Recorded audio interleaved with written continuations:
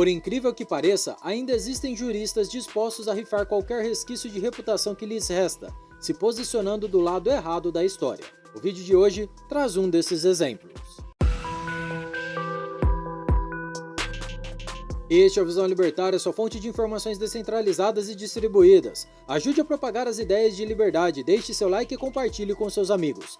Um artigo seu pode virar vídeo aqui também, sabia? Este artigo foi escrito por Ufaratsta, revisado e narrado por Coreia com K. No dia 26 de julho de 2025, o site Consultor Jurídico publicou um artigo denominado Uso do STF enquanto inimigo fictício da nação e o ataque à soberania. O artigo foi escrito pelos juristas conhecidos em seu meio. Vamos analisar o teor do que foi escrito. Embora mencione as razões econômicas, o artigo afirma abordar as motivações jurídicas que levaram Trump a aplicar tarifas contra o Brasil, em especial a suposta perseguição judicial a ex-presidente Jair Bolsonaro. Também cita outros motivos alegados por Trump, como ordens de censura secretas e ilegais contra empresas americanas e a suposta aproximação do Brasil com o BRICS, porém não há aprofundamento nesses dois últimos temas.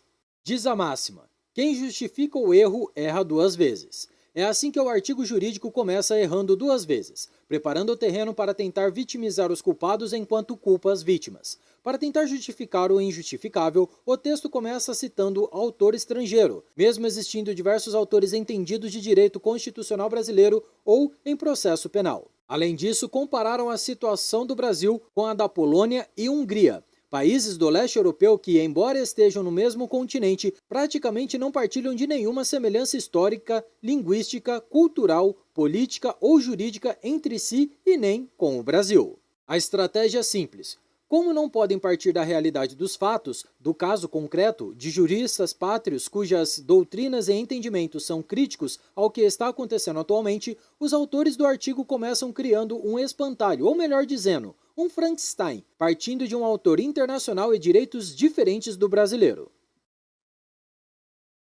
O conteúdo continua afirmando que o ataque a Trump às instituições de justiça visa minar a confiança da população nas instituições judiciais, fazendo com que esta careça do necessário apoio populacional, atacando o principal ativo da justiça, a imparcialidade. Sim, isso mesmo. Eles escreveram isso.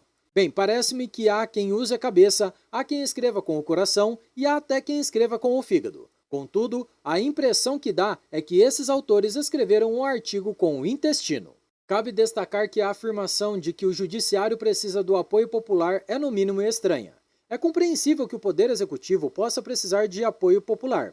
O poder legislativo também, afinal ambos são poderes políticos. Cabe lembrar que a aprovação popular de certos setores do judiciário já estava nas mínimas históricas antes mesmo das sanções. Ocorre que parte do poder judiciário, no conforto inabalável das Torres de Marfim inalcançáveis, começou a ser o maior protagonista político do país, sem receber nenhum voto, alegando que poderiam ser indiferentes à insatisfação popular, pois eram um poder técnico contra-majoritário, independente de tudo e de todos. Podem até ter o apoio de um ou outro lambibotas bajulador, mas não do povo. O povo não vai socorrer o judiciário, excelências. O principal ativo da justiça, a imparcialidade, já se perdeu faz tempo. O povo que não é imparcial conhece quem não é imparcial e sabe que hoje, mais do que valores, a justiça, como se diz popularmente, representa apenas mais um dos custos do qual se é obrigado a pagar a contragosto no Brasil. Boa parte do povo já entendeu que quando uma suprema autoridade diz querer civilizar os brasileiros, na verdade está dizendo com eufemismo ou dentro da linguagem neutra ou politicamente correta que quer domesticar o brasileiro, excluindo-o da ágora pública, afastando-os dos debates e decisões relevantes. Na cabeça dessa gente suprema, que enxerga no povo milhões de tiraninhos, o lugar do brasileiro é na labuta servil, pagando caro pelo privilégio de serem vigiados, regulados e oprimidos pelos iluminados que em tudo mandam do conforto dos palácios ou da Casa Grande. O artigo justifica a já referida necessidade de apoio popular no fato da Suprema Corte não dispor de poderes coercitivos para assegurar o cumprimento das suas decisões. Em que mundo esses autores vivem? Em que país? As medidas cautelares aplicadas mais recentemente contra Bolsonaro no dia 18 de julho de 2025, 8 dias antes dos autores escreverem o texto, e as tantas outras aplicadas anteriormente, foram o que senão puro poder coercitivo de uma Corte Suprema. É de causar indignação em quem lê o artigo. Parece que os autores não leem o que escrevem ou são incapazes de traçar um paralelo com a realidade.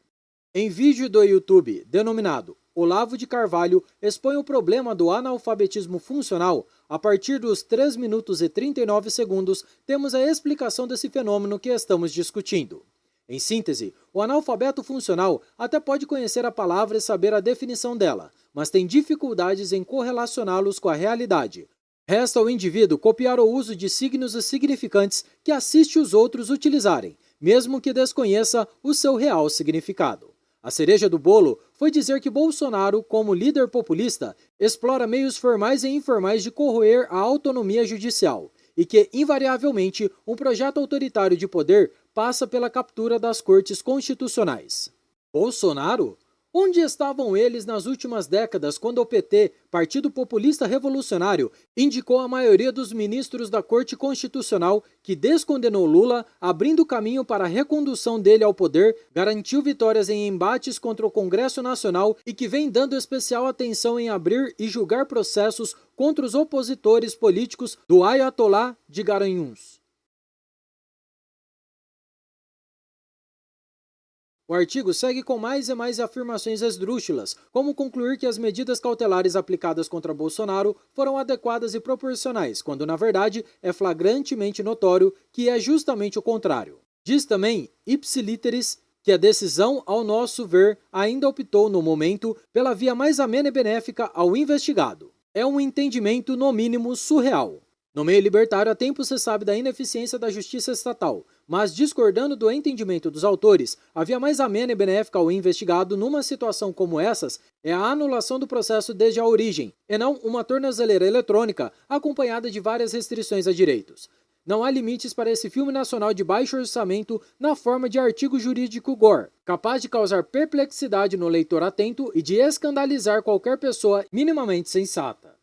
De tão absurdas que são as afirmações no texto, é preciso dar o benefício da dúvida aos autores, uma vez que em tempos como os atuais, é difícil até de saber se tal artigo contra Bolsonaro, na verdade, não é uma defesa velada do ex-presidente, feita com ironia extrema, que usa do máximo absurdo como única forma de ter o protesto publicado e lido num contexto onde a tirania do sistema já faz da censura explícita o modus operandi visto como normal por grande parte da imprensa. Inclusive, sendo este o caso, desde já pedimos desculpas aos autores pelo nosso erro de interpretação e informamos que estamos dispostos a corrigi-lo nos desculpando. Até porque, como diz o ditado, quem justifica o erro, erra 2 vezes. Obrigado pela audiência, esse é um canal colaborativo, participe você também. Cadastre-se agora mesmo no site visãolibertaria.com e envie seus artigos por lá.